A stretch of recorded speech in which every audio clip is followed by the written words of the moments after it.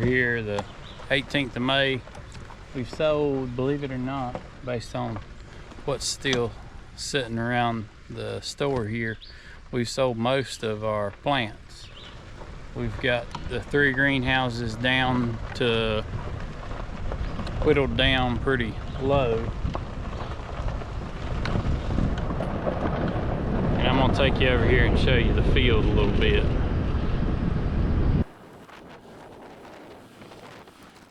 We've had 10 inches of rain in the past 2 weeks, so we are swimming around here. We've been on the struggle bus here in the western Piedmont of the state. But my youngest son Eden has got his flowers, his little cut flower operation going here. Got them all staked up and they're coming along pretty good.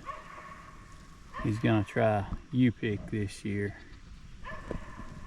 And the strawberries are doing the best they can considering the deluge of rain that they have had on them. Sweet Charlie is, I think I'm about done growing Sweet Charlie. Just not real happy with the yield or the fruit size. And they put on another flush. We're gonna be able to pick these again. It's gonna be late by the time this flush of new blooms starts making fruit. But they've got some green fruit on them now, but they're nothing compared to Ruby June. I think I may get wet here trying to make this video. It looks like it's fixing to pour rain again. I believe I have decided this year that Ruby June is my favorite. And I don't like having to pay the extra money because it is a patented variety. So you have to pay the royalty money. Oh, here comes the rain. Man.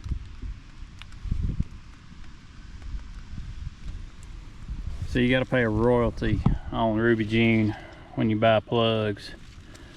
But I mean, you can see the bulk of our fruit is gone. We've got some new stuff coming on, but I mean, we're kind of past peak.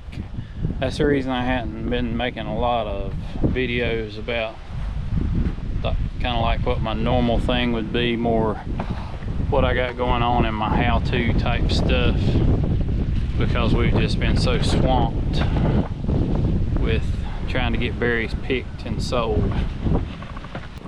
We are just now getting into the brassica harvest pretty hard and heavy.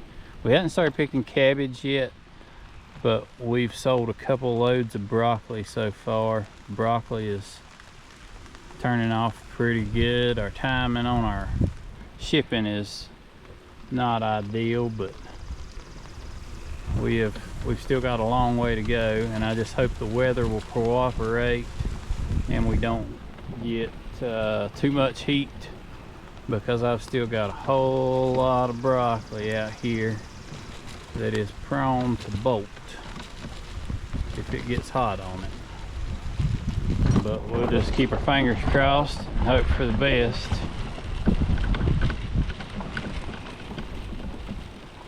Our beans and peas are coming along. When it started, it was right after I planted, it was dry as a bone, and up here at the top of the hill it was a little cloddy and the germination wasn't great.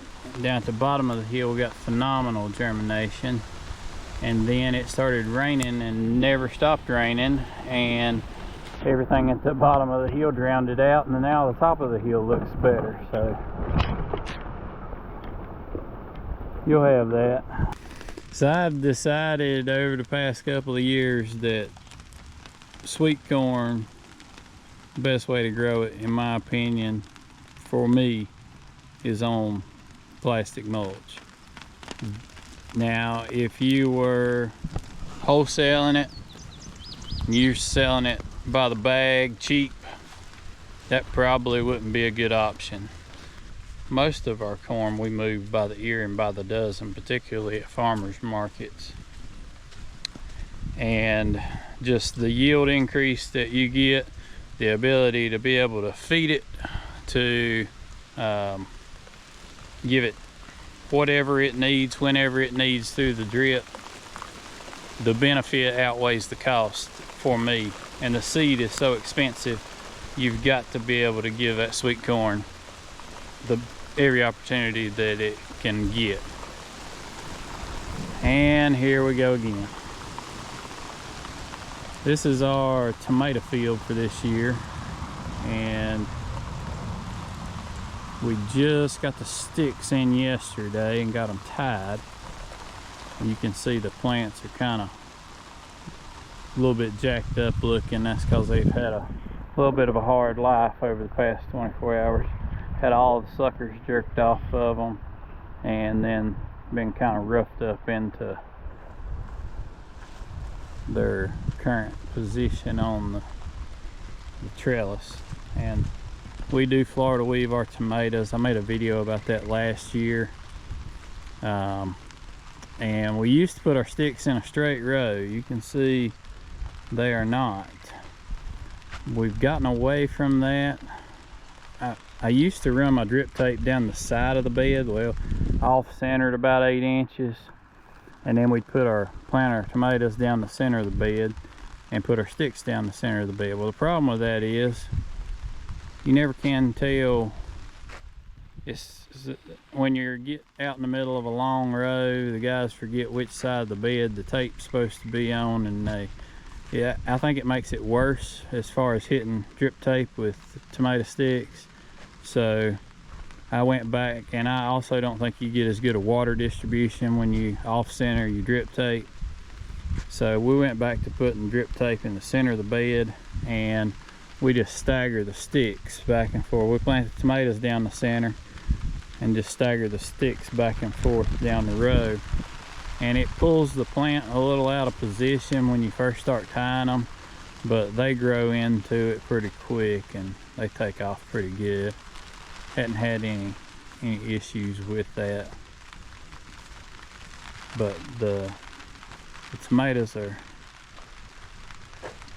getting on with it now, and now that we've jerked all those suckers off, I'm gonna do an application of calcium nitrate if I can ever find 5 minutes that it's not raining, and we're really gonna kick them into high gear. I'm also gonna have to get my old Predator pump back out and hook up to the sand filters. I'm gonna stop talking about things being really good on this channel, because every time I do, it goes to pot. I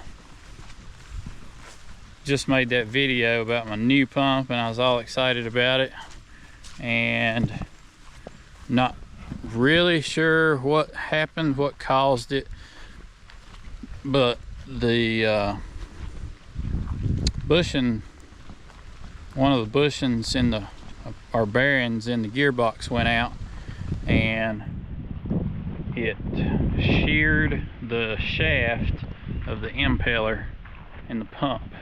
So there's a guy down the road that's got an old fire truck that I may be able to rob the pump off of, but I can't seem to find time to get over there. I hadn't found time this week to get over there to check on that. So my new pump was great while it lasted, but it sure didn't run very long.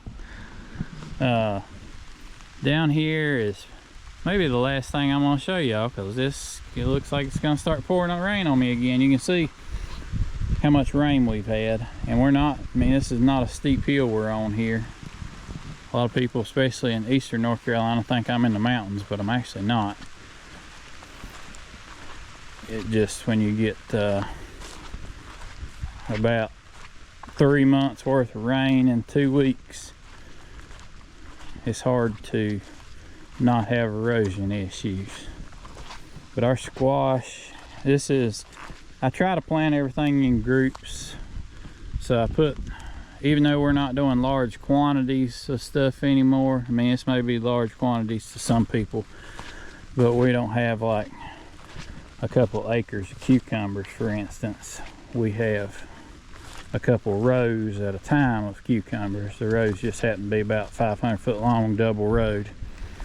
But since I don't have huge volumes of certain things anymore, I do try to group by what it is. So here we've got squash, cucumbers, watermelons, and cantaloupes. And that way, when I'm spraying, I can spray whatever I'm spraying will be great for everything. It works out better that way. You can see over yonder, and I'm not going to walk over there because it's knee-deep mud.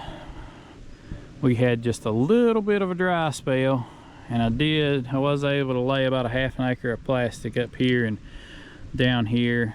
I was going to lay in between there, but it was too wet. This down here is just sandier, so we really struggling with all this rain. But I just wanted to give a little update, and I'm trying to do a better job of getting a video out every Sunday, and I'm gonna try from this point forward to get a video out at least once a week. I've got a pretty big announcement, well, a couple of new things coming, but one really big deal to me that I'm going to be talking about here pretty soon in a video that's coming up.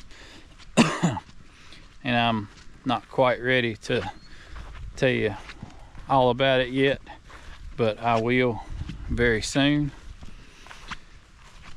If y'all got any questions about anything, drop them in the comments. As always, I appreciate y'all watching. I'll see you next time.